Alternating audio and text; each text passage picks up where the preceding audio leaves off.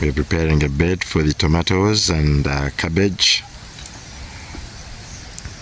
We've got cow dung, goat dung, and rabbit dung in here.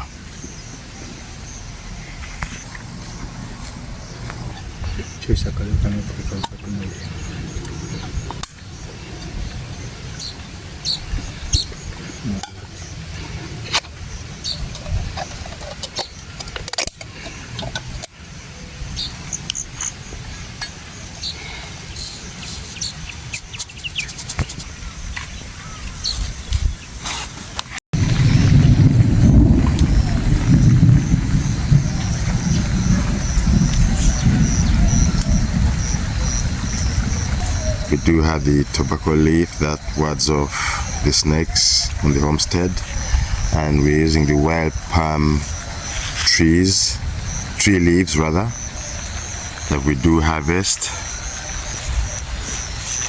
and cover our seeds. So this is our nursery bed for the tomatoes, and we'll be transplanting them. It is a rainy season.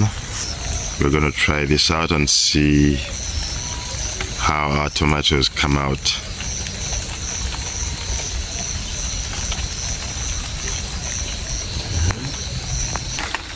We planted some beans, and we're preparing the land for the tomatoes, putting in the trenches.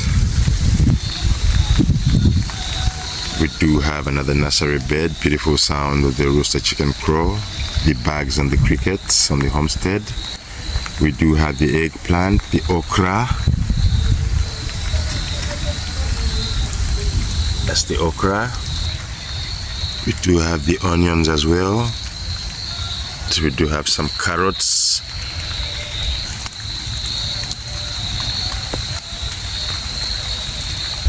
We were testing the grounds earlier, planted the cabbage, and we've had good plants. We did check out the tomatoes as well. The rainstorm did manage to affect some of the tomatoes, but we know what to do next. We shall be covering them up.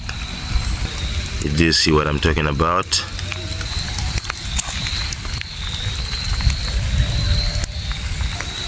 The cabbages are nice. The rainstorm affected those. It was severe, but the tomatoes are coming out nice. So we're going to plant more. The bugs and the cricket are giving us the good sounds. We do have the sugar cane in there.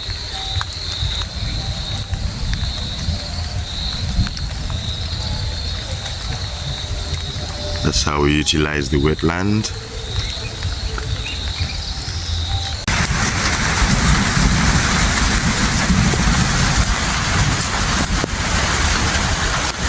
Beautiful sounds of the thunderstorm and the rain.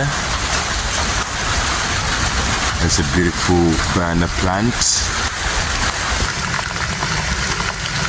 The thread-waisted wasps on the homestead, protecting their nests. Don't know if you saw the lightning. These are the farmers' ally, actively hunting down bugs and caterpillars that do attack the food crops, feeding them to their ever-hungry larvae.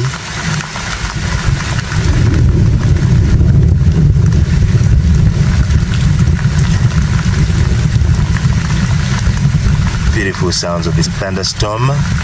And we have research going on with this waterproof saliva. It's used with the drone coating in the drone technology in the space, and we do have research with their hexagonal structures. The architects are interested in their hexagonal structures that house the larvae from egg stage to the adult stage when they pipette. The spacious housing and the natural fiber they use, the wood fiber, mix it up with their waterproof saliva that is harvested. The protein is being harvested, and more research is being carried out. So these are balancing the ecosystem and we need to take care of them much as we take care of ourselves. They act as natural pesticides, and we do see them acting as pollinators. Little is known about them as pollinators, but they do pollinate the plants and much more. So these guys are revolutionizing the world. When talking of the organic farming, we could use a Jane Goodall approach, the one she used for the chimpanzees, using the controversial petroleum companies, working hand in hand with them. So we could work hand in hand with the pesticide companies and start using chemicals that are friendly to these guys, the wasps, and the ecosystem.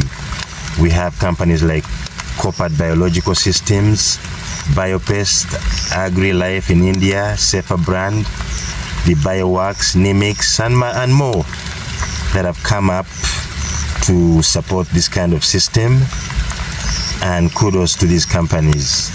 Why I bring in the Jane Goodall approach, this was way back in my early childhood, in my Form 7, say about 12 years old.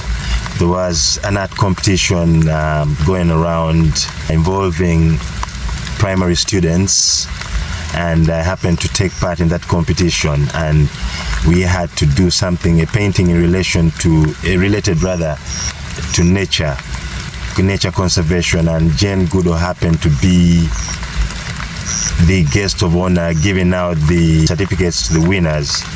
I happened to be among the winners, and we got certificates from her, and she signed on them, and we had a trek with her to the Mount Renzori, climbed the mountain. We didn't get to the peak of the mountain.